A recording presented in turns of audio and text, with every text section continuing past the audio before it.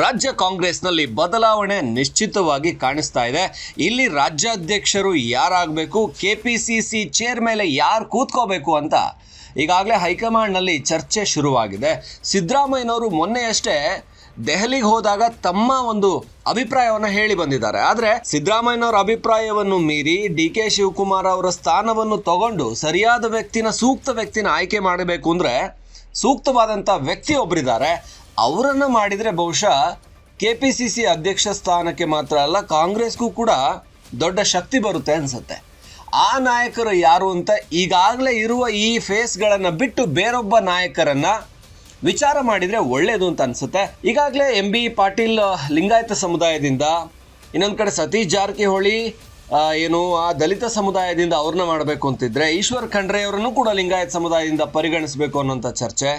ಸಿದ್ದರಾಮಯ್ಯನವರು ಮಹದೇವಪ್ಪ ಅವ್ರನ್ನ ಮಾಡಿ ಅವ್ರಿಗೊಂದು ಅವಕಾಶ ಕೊಡಿ ಅಂತ ಒಳಗಿಂದೊಳಗೆ ಒಂದು ಆಸೆಯನ್ನು ಇಟ್ಕೊಂಡಿದ್ದಾರೆ. ಆದರೆ ಸತೀಶ್ ಜಾರಕಿಹೊಳಿ ಅವರ ಹಿರಿತನ, ಹಾಗೇನೆ ಅದರ ಮುಂದೆ ಒಂದು ಸಂಪನ್ಮೂಲ ಕ್ರೋಢೀಕರಣ ಆಗಿರ್ಬೋದು, ಅವರಿಗಿರುವಂಥ ಶಕ್ತಿಯ ಮುಂದೆ ಈ ಕಡೆ H.C. ಮಹದೇವಪ್ಪ ಅವ್ರಿಗೆ ಬೆಂಬಲ ಕೊಡೋಕ್ಕಾಗಲ್ಲ. ಮಹದೇವಪ್ಪ ಅವರು ಸಿದ್ದರಾಮಯ್ಯವ್ರ ಆಪ್ತರು, ಅದಕ್ಕೋಸ್ಕರ ಹೇಳ್ತಾ ಇದ್ದಾರೆ ಡಿ.ಕೆ. ಶಿವಕುಮಾರ್ ಅವ್ರ ಸ್ಥಾನ ಕಿತ್ಕೊಂಡು ತಮ್ಮ ಆಪ್ತನಿಗೆ ಕೊಡೋಣ ಅಂತ ಅಂದ್ಕೊಂಡಿದ್ದಾರೆ ಅನ್ನೋ ಯೋಚನೆಗಳು ಬರುತ್ತೆ. ಹಾಗಾಗಿ ಇಲ್ಲಿ ಸೂಕ್ತ ಯಾರು ರಾಜ್ಯಾಧ್ಯಕ್ಷ ಸ್ಥಾನಕ್ಕೆ ಅನ್ನುವ ವಿಚಾರ ಬಂದಾಗ ಎಲ್ರಿಗಿಂತ ಸೂಕ್ತ ಕೃಷ್ಣ ಬೈರೇಗೌಡರು ಅಂತ ಅನ್ನಿಸ್ತಾ ಇದೆ. ಇದನ್ನು ಕಾಂಗ್ರೆಸ್ನವರು ಯೋಚನೆ ಮಾಡಿರೋದಿಲ್ಲ. ಕಾಂಗ್ರೆಸ್ನವ್ರಿಗೆ ಅದು ಬೇಕಾಗಿಯೂ ಇಲ್ಲ. ಅವರಿಗೆ ಸಮುದಾಯದ ಲೆಕ್ಕಾಚಾರದಲ್ಲಿ ಲಿಂಗಾಯತಕ್ಕೆ ಕೊಡಬೇಕಾ, ದಲಿತರಿಗೆ ಕೊಡಬೇಕಾ, ಇದು ಯೋಚನೆ ಇರುತ್ತೆ. ಇಲ್ಲಾಂದರೆ ಸಿದ್ದರಾಮಯ್ಯನವ್ರಿಗೆ ಇವ್ರು ಯಾರು ಬೇಡ ಅಂದರೆ ನೀವು ಅಲ್ಪಸಂಖ್ಯಾತರಲ್ಲಿ ಜಮೀರ್ ಅಹಮದ್ ಖಾನ್ ಅವ್ರಿಗೆ ಕೊಟ್ಬಿಡಿ ಅಂತ ಹೇಳಿದರು ಸಿದ್ದರಾಮಯ್ಯನವರು. ಆದರೆ ಸೂಕ್ತ ವ್ಯಕ್ತಿ ಅಂದರೆ ಜಾತಿ, ಸಮುದಾಯ ಇವೆಲ್ಲವನ್ನ ಬಿಟ್ಟು ನೋಡೋದಾದರೆ ಕೃಷ್ಣ ಬೈರೇಗೌಡ ಕಾಂಗ್ರೆಸ್ಗೆ ಒಬ್ಬ ವೋಕಲ್ ಮಿನಿಸ್ಟರು. ನಾವು ಸದನದಲ್ಲಿ ಒಬ್ಬ ಮಿನಿಸ್ಟರ್ನ ನಿಜವಾದ ತಾಕತ್ತು ಗೊತ್ತಾಗೋದು ವಿಧಾನಸಭೆ ಅಧಿವೇಶನದಲ್ಲಿ. ಸಿದ್ದರಾಮಯ್ಯನವ್ರು ಇಲ್ಲ ಅಂತಂದ್ರು, ಡಿ.ಕೆ. ಶಿವಕುಮಾರ್ ಅವರು ಇಲ್ಲ ಅಂತಂದ್ರು, ಯಾವುದೇ ವಿಚಾರವನ್ನು ಅತ್ಯಂತ ಸಮರ್ಥವಾಗಿ ರಾಜ್ಯದ ಯಾವುದೇ ಇಲಾಖೆಯ ಬಗ್ಗೆ ಮಾತನಾಡುವಂಥ ಸಾಮರ್ಥ್ಯ ಇರುವಂಥದ್ದು ಕೃಷ್ಣ ಬೈರೇಗೌಡರಿಗೆ. ಹಾಗಾದರೆ ಕೃಷ್ಣ ಬೈರೇಗೌಡರನ್ನ ಮುಖ್ಯಮಂತ್ರಿ ಮಾಡಿಬಿಡಿ ಅಂತ ಹೇಳ್ತಾ ಇದ್ದೀರಾ ಅಂದರೆ ಮುಖ್ಯಮಂತ್ರಿಗೂ ಕೂಡ ಅವರೇ ಸೂಕ್ತ. ಆದರೆ ಈ ಜಾತಿ ಆಧಾರದ ಮೇಲೆ, ಸಮುದಾಯಗಳ ಆಧಾರದ ಮೇಲೆ ಹೋಗ್ತಾ ಇರುವಂಥ ಈ ರಾಜಕೀಯದಲ್ಲಿ CMಗಳಾಗೋದು ಮಾಸ್ ಲೀಡರ್ಗಳು. ಕೃಷ್ಣ ಬೈರೇಗೌಡ ಮಾಸ್ ಲೀಡರ್ ಅಲ್ಲ, ಕ್ಲಾಸ್ ಆದಂಥ ಲೀಡ್ರು.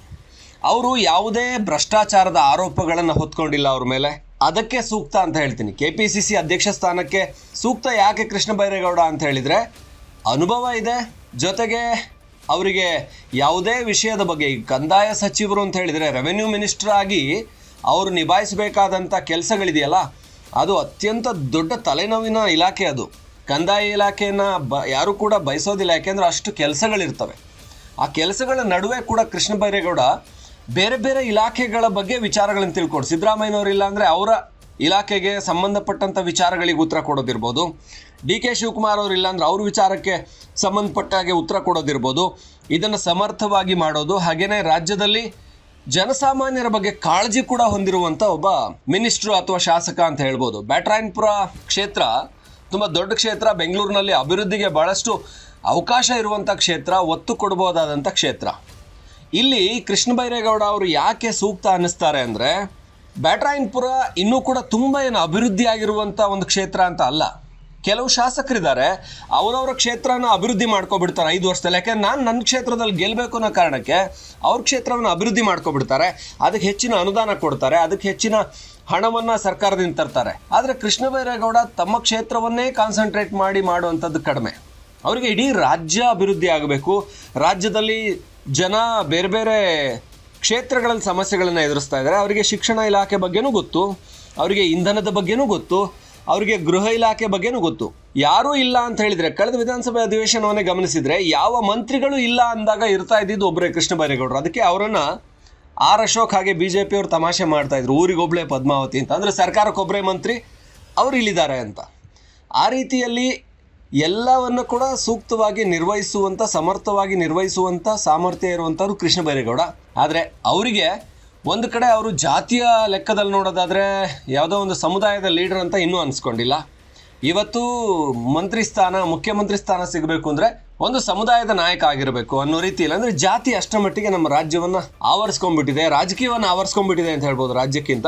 ಹಾಗಾಗಿ ಕೃಷ್ಣ ಬೈರೇಗೌಡ ಎಲ್ಲವನ್ನ ಸಮರ್ಥವಾಗಿ ನಿಭಾಯಿಸುವಂಥ ವ್ಯಕ್ತಿ. ಯಾಕೆಂದರೆ ಅವರು ಯಾವ ಖಾತೆ ಕೊಟ್ಟರೂ ಕೂಡ ಹಿಂದಿಂದ ಕೂಡ ಖಾತೆಗಳನ್ನು ನಿಭಾಯಿಸ್ಕೊಂಡು ಬರೋ ವಿಚಾರದಲ್ಲಿ ಅವರ ಇಲಾಖೆ ಅತ್ಯಂತ ಸಮರ್ಥವಾಗಿ ಕೆಲಸ ಮಾಡಿದೆ. ಹಿಂದಿನ ಸಿದ್ದರಾಮಯ್ಯನವರ ಸಂಪುಟ ಇರ್ಬೋದು, ಈಗಿನ ಸಿದ್ದರಾಮಯ್ಯನವರ ಸಂಪುಟ ಇರ್ಬೋದು, ಕಾಂಗ್ರೆಸ್ ಅಧಿಕಾರದಲ್ಲಿದ್ದಾಗ ಯಾರಾದರೂ ಸಮರ್ಥ ಮಂತ್ರಿ ಅನಿಸ್ಕೊಂಡ್ರೆ ಕೇವಲ ಮಾತುಗಳಲ್ಲಿ ಮಾತ್ರ ಅಲ್ಲ, ಕೆಲಸದಲ್ಲೂ ಸಮರ್ಥ ಅನಿಸ್ಕೊಂಡ್ರೆ ಅದು ಕೃಷ್ಣ ಬೈರೇಗೌಡ. ಈ ಹಿಂದೆ ಕೂಡ ಅವರು ಕೆಲವು ಕಂದಾಯ ಇಲಾಖಾ ಕಚೇರಿಗಳಿಗೆ ಹೋಗಿ, ತಾಲೂಕು ವಿಭಾಗಗಳಲ್ಲಿ ಕಚೇರಿಗಳಿಗೆ ಹೋಗಿ ಅಲ್ಲಿನ ಅಧಿಕಾರಿಗಳಿಗೆ ಬಿಸಿ ಮುಟ್ಟಿಸಿದ್ದಿದೆ. ನೀವು ಸರಿಯಾಗಿ ಕೆಲಸ ಮಾಡ್ತಾ ಇಲ್ಲ ಅಂತ ಅವ್ರಿಗೆ ಚಾರ್ಜ್ ತೊಗೊಂಡು ಅವರಿಗೆ ಕ್ಲಾಸ್ ತೊಗೊಂಡಿದ್ದಿದೆ. ಸೊ ಆ ರೀತಿಯಲ್ಲಿ ತಮ್ಮ ಇಲಾಖೆಯನ್ನು ಎಷ್ಟು ಸಮರ್ಥವಾಗಿ ನಿಭಾಯಿಸಿದ್ದಾರೆ. ಹಾಗೆಯೇ ಅವರ ಬಾಯಲ್ಲಿ ಅಂಕಿಅಂಶಗಳಿದೆ, ಅವರ ನಾಲ್ಗೆ ತುದಿಯಲ್ಲಿ ಅಂಕಿಅಂಶಗಳಿರುತ್ತೆ. ರಾಜ್ಯದಲ್ಲಿ ಎಷ್ಟು ಭೂಮಿ ಸರ್ಕಾರದ್ದಿದೆ, ಅದರಲ್ಲಿ ಎಷ್ಟು ಭೂಮಿಗಳನ್ನು ನಾವು ಅಂದರೆ ಈ ಬೇರೆ ಬೇರೆ ಸಾರ್ವಜನಿಕ ಉಪಯೋಗಕ್ಕೆ ಕೊಡ್ತಾ ಇದ್ದೀವಿ, ಶಾಲೆಗಳಿಗೆ ಎಷ್ಟು ಕೊಟ್ಟಿದ್ದೀವಿ, ಬೇರೆ ಬೇರೆ ಕಂದಾಯ ಇಲಾಖೆ ಭೂಮಿನ ಎಷ್ಟನ್ನು ಯಾರ್ಯಾರಿಗೆ ಹಂಚಿದ್ದೀವಿ ಅನ್ನೋಂಥದ್ದು ಕೂಡ ಇರುತ್ತೆ. ಅಂದರೆ ಒಬ್ಬ ಅಥೆಂಟಿಕ್ ಆದಂತಹ ಲೆಕ್ಕಾಚಾರ ಇರುವಂಥ ಮನುಷ್ಯ. KPCC ಅಧ್ಯಕ್ಷರಾಗೋದಕ್ಕೆ ಬೇರೆ ಜಾತಿ ಆಧಾರದ ಮೇಲೆ MB ಪಾಟೀಲ್ರು ಪೈಪೋಟಿಯಲ್ಲಿದ್ದಾರೆ.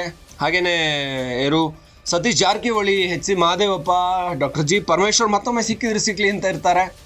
ಆದರೆ ಸೂಕ್ತಾದ ವ್ಯಕ್ತಿನ ಆಯ್ಕೆ ಮಾಡೋದಾದ್ರೆ ಇವರೆಲ್ಲರನ್ನೂ ದೂರ ಇಟ್ಟರೆ ಕೃಷ್ಣ ಬೈರೇಗೌಡ ಸೂಕ್ತ ಅನ್ನಿಸ್ತಾರೆ. ಆದರೆ ಈಗ ಅಂತೂ ಭಾರಿ ಚರ್ಚೆ ನಡೀತಾ ಇದೆ, ಯಾರಿಗೆ ಈ ಒಂದು ಸ್ಥಾನ ಕೊಡಬೇಕು.